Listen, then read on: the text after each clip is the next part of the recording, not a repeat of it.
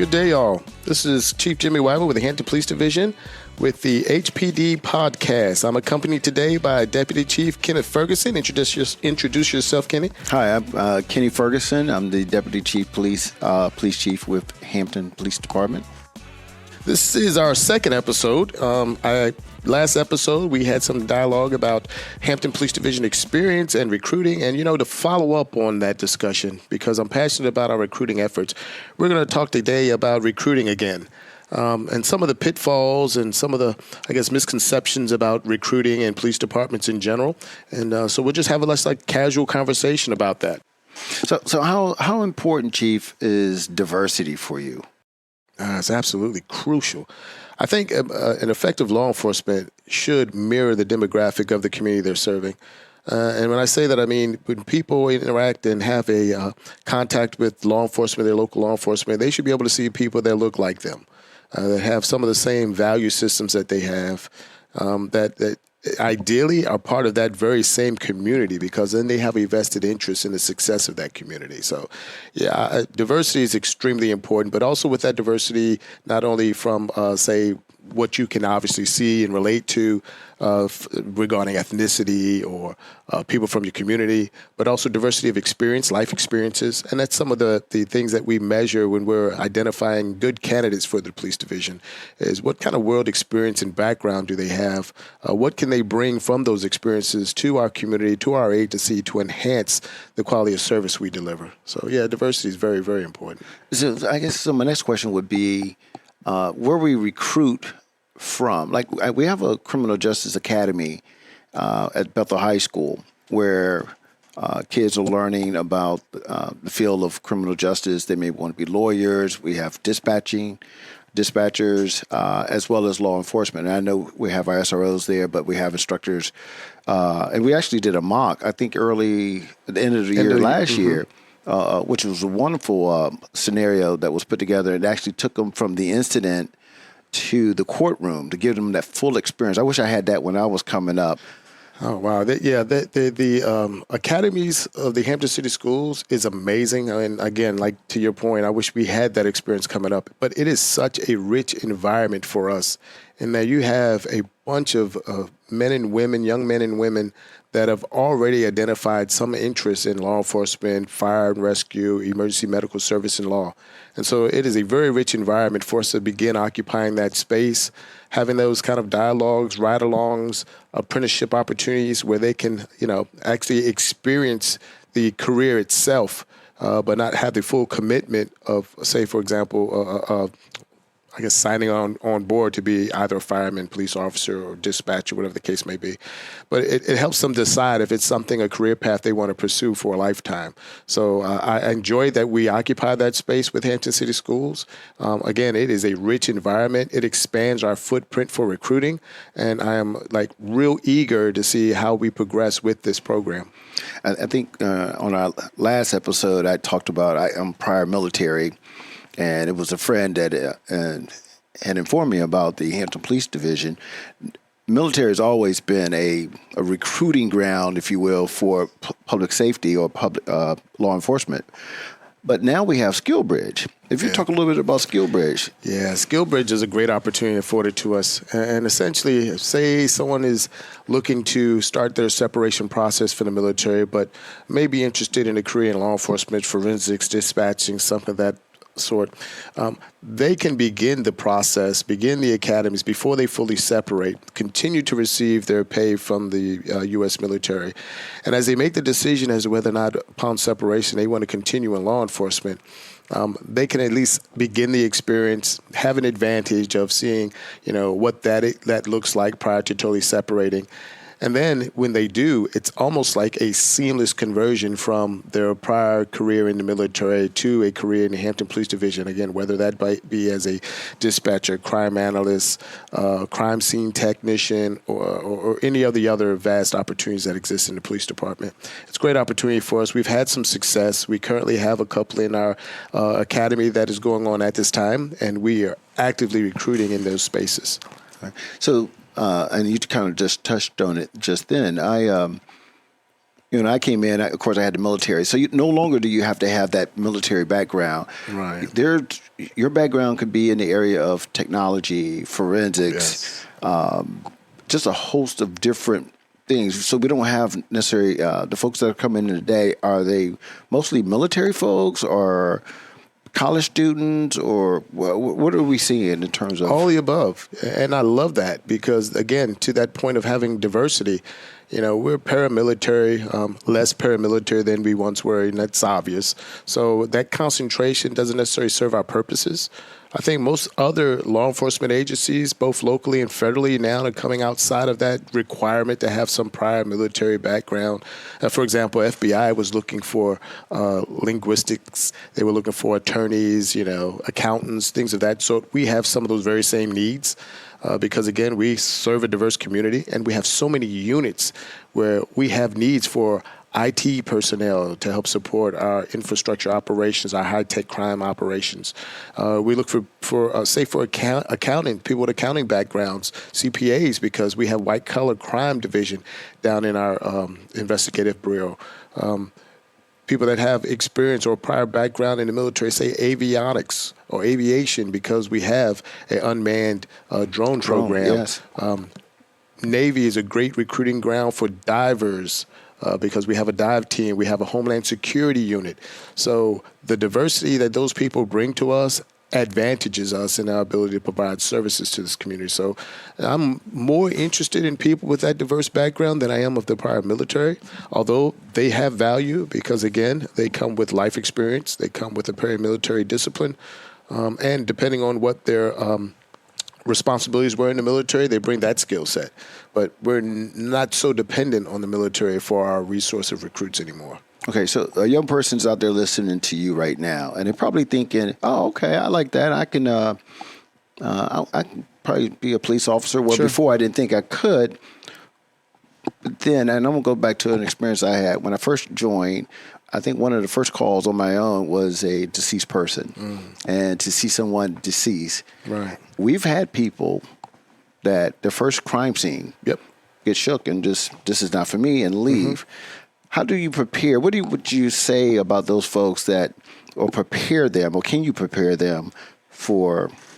Yeah, I don't think you can prepare for those experiences. The amazing thing about our training academy is we do our very best to prepare you for as real-to-life a scenario as possible without exposing you to it.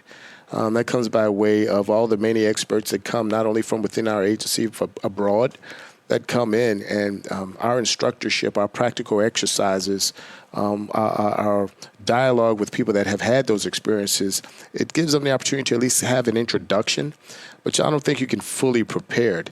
Subsequent to that, then we have a robust EAP program to assist with that. Our CISM. So essentially what that does is we have our own professionals internally that help you with your stress management to mitigate any stressors to come by way of the job. And it doesn't have to be exclusively going to, say, crime scenes. It can be the stresses of, say, the night shift or, the stress of, dealing with a lot of difficult experiences, managing stress for others and then adopting that stress. And so I don't think you really can fully prepare. You need to be open-minded and willing to accept the teachings and the experiences of your peers and your supervisors to help you, I guess, manage that experience. I will say it's a lot better than what it used to be in terms of mental health for officers, absolutely. and the different resources that are available for officers. And I know we put an emphasis on mental wellness.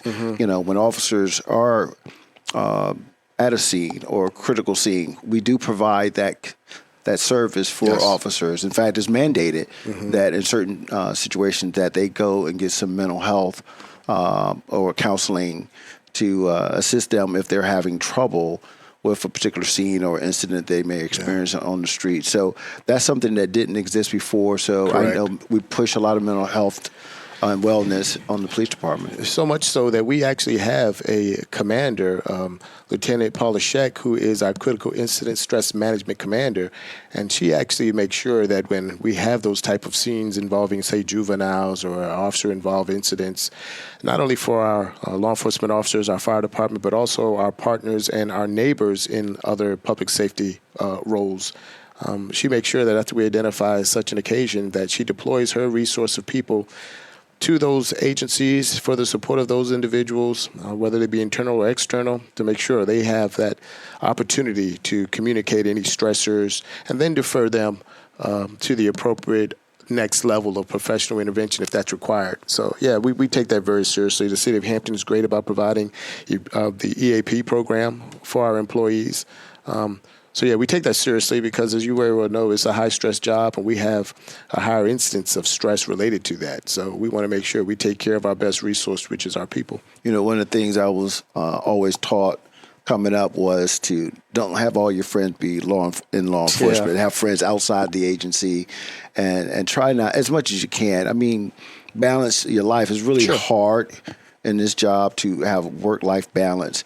I know we try to do that. We have actually a gym where you can go and work out, and I know a lot of our officers can, at free of charge, can go to community centers in our city to work out and release some of that stress. And we do, as you mentioned, provide peer counseling and that sort of thing. So that's a good thing. Let's change gears for a minute. I wanted to ask you, what are some of the misconceptions about law enforcement that the public may have? That we're any different than the rest of the members of this community. You know, our kids go to school with their kids. Our spouses, loved ones, family members are part of this community, so we have a vested interest in their health and well-being. That we sincerely care about their health, well-being, and the experience that they're having when they call us. You know, we're part of this community. We're not the outsiders. We're not the enemy.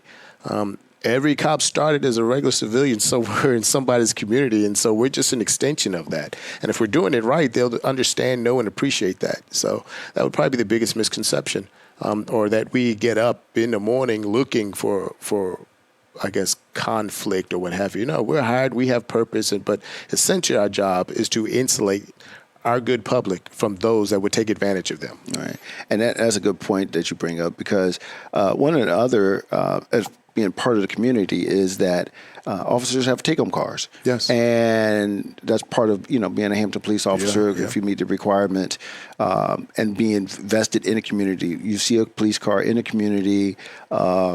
I go shopping. I see people all the time. I coach. We have several officers that are football, basketball coaches that I love that. Boy Scouts, Girl Scouts, that are very fraternities, of course, my fraternity as well. So very active in the community. So to your point, we're very active in the community, and we're just like anyone else. If we just do a tough job, and we're part of the community. So I think that's very important that we have that, and that incentive to have a take-home car, which is tremendous for me over the years. And then you have that police presence. Well, and I'll speak to that because sometimes there's a misconception, even internally, about our take-home car program.